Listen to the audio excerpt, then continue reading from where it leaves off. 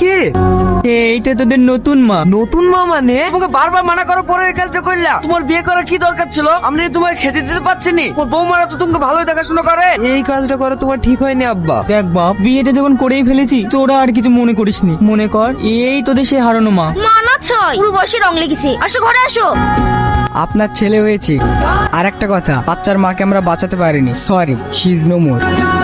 আদিক্ষেতা দেখে আর বাঁচা যায় না। শত্রুকে কিভাবে আদর করছে দেখো না। কি গো ওইভাবে চুলা কেন? কিছু হয়েছে নাকি? কি আবার হবে? তোমার ভাবি দুধ কলা দেখে আশা পুষছে। কাল সাপ মানে? কেন জানো না নাকি? তোমার ওই সৎ ভাই থাকলে বাড়ি ঘর জমি জায়গা সবকিছুর ভাগ নেবে। ভাগ লেবে মানে? বেঁচে থাকলে তো ভাগ লেবে। ওকে করে দেবো। না না, ওকে প্রিপেজ হবে না। কেস খামারির ব্যাপার আছে। তার থেকে ওকে যেমনি তেমনি লেগে হারি দাও গা। হ্যাঁ, আপনি না খেতে পেয়ে মরে যাবে। ঠিক বলেছো তুমি। এই বাবু, মেলা দেখতে যাবি? হ্যাঁ ভাই যাবো। না না, মেলা দেখতে যেতে হবে না। কোথায় কি হয়ে যায় বলা যায় না। আরে কি ইচ্ছা হবে না, আমি আছি না, আমি ওকে সাথে করে নিয়ে বেড়াবো। ঠিক আছে যাও, একটু তাড়াতাড়ি চলে আসবা। এই বাবু, তোর ভাইয়ের হাত ছাড়বি নি। ঠিক আছে মা। বড় বৌমা, ও বড় বৌমা। হ্যাঁ আব্বা। এ দেখো লেও, বাবুর জন্য জিলাপি এসেছি, ওকে খাইয়ে দিও। শাহিন তো নাই আব্বা। কেন, কোথায় গেছে? রাকেশের সাথে সে কখন মেলা দেখতে গিয়েছে, এখনো বাড়ি আসেনি। কি রে রাকেশ, তুই একা কেন? বাবু কই? মেলার মধ্যে তো সেই কম না হারিয়ে গেল, আমি কোথাও খুঁজে পাইলাম না। তুমি কি করলা? একটা জলদত্ত ছেলেকে লেগে হারিয়ে ফেললা। আমি তোমাকে বারবার করে নিষেধ করলাম, বাবুকে নিয়ে যাও না, নিয়ে যাও না। তাও আমার কথা শুনলি না। আমার বাবু হারিয়ে গেছে।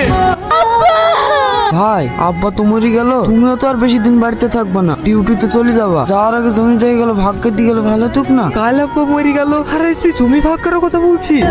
তুই সব জমি আবাদ করগা, আমি তো কাল ডিউটিতে চলে যাচ্ছি, তোর ভাবিও এবার আমার সাথে যাবে। ও গো, ঘরে চলো, ব্যাটিং পত্রগুলো গুছিয়ে গি। একটা কথা তো ঠিক মতো গুছিয়ে বলতে পারি, এক বলবো আর এক করবি। তুমি এত টেনশন করছো কেন? ঘুরে সে ভাগ্য দেও বললো তো। তুমি ওই আশাতেই পড়ে থাকো। দিলি তো ধাক্কা মেরে জিনিসগুলো ফেলে দিলি তো। আমি কি ইচ্ছা করে ফেলেছি বল? জোরে যেদিকে ধাক্কা লেগে পড়ে গেল। এই সালমা, তোর লাগেনি তো? থাক থাক, তোকে আর দরদ দেখাতে হবে না। তুই ছাড়া আমার আর কি আছে বল? এই কুলি, একটু এইদিকে আসো তো। হ্যাঁ আসছি ম্যাডাম। কি রে, চলে যাচ্ছে যে? দেখতে পাচ্ছি না ডাকছে। আমাকে নিয়ে যাবি নি? কোথায় যাবি তুই? কেন, তোর ঘরের বউ হয়ে নিয়ে যাবি না আমাকে? আমার তো ঘর বাড়ি কিছুই নাই, তোকে লেগে রাখবো কোথায়? কেন, তোর হৃদয়ে? বলে বলে। হ্যাঁ আসছি ম্যাডাম। সালমা, তোর সাথে পরে কথা বলবো। দিন ম্যাডাম, আপনার লাগেজ গুলা দিন। তোমরা ওখানে গিয়ে বসো, আমি এক কাপ চা খেয়ে আসি। ঠিক আছে যাও। আচ্ছা বাবু, তোমার বাড়ি কোথায়? আমার বাড়ি ঘর নাই ম্যাডাম, আমি বাস স্ট্যান্ডে থাকি। বাড়ি ঘর নাই মানে? বাস স্ট্যান্ডে এলে কি করে তুমি? আমি যখন ছোট ছিলাম আমার ভাই মেলা দেখার নাম করে। শাহিন, তুই এখানে একটু দাঁড়া, আমি আসছি। ঠিক আছে ভাই, তুমি একটু তাড়াতাড়ি আসবা, আমার খুব ভয় লাগছে। আরে ভয় কিসের রে পাগলা, তুই এখানে বস, আমি এক্ষুনি চলে আসবো।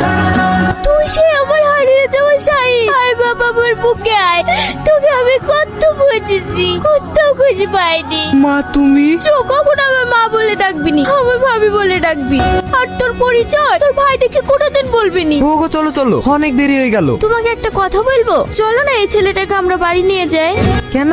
আমাদের বাড়িতে তো একটা কাজের লোক দরকার, আর তুমিও তো কদিন থেকেই চলে আসবা। আমি একা সব সামলাতে পারবো নাকি? আর ছেলেটারও কেউ নেই, ছেলেটা অনাথ। আচ্ছা ঠিক আছে চলো। ওগো, ছেলেটার নাম কি জানো? সোহেল। সোহেল। হ্যাঁ, আমাকে কেমন লাগছে মা? চুপ চুপ, তোকে বলিনি আমাকে মা বলি ডাকবি নি? কেনে মা, আমি তোমাকে মা বলে ডাকবো না তো কাকে মা বলে ডাকবো? ছি ছি ছি ছি ছি ছি, একটা কাজের লোকের সাথে। ও গো শুনছো, তোমার ভাবির কীর্তি দেখো গা, একটা কাজের ছেলের সাথে সেই কি ঢলাঢলি।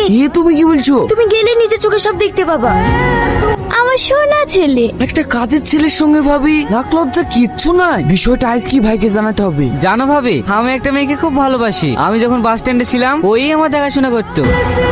আসার সময় আমি ওকে বলে আসতে পারিনি। তাকে নিশ্চয়ই তুই খুব ভালোবাসিস, তাই না? হ্যাঁ ভাবি। তাহলে ওকে আসতে বল।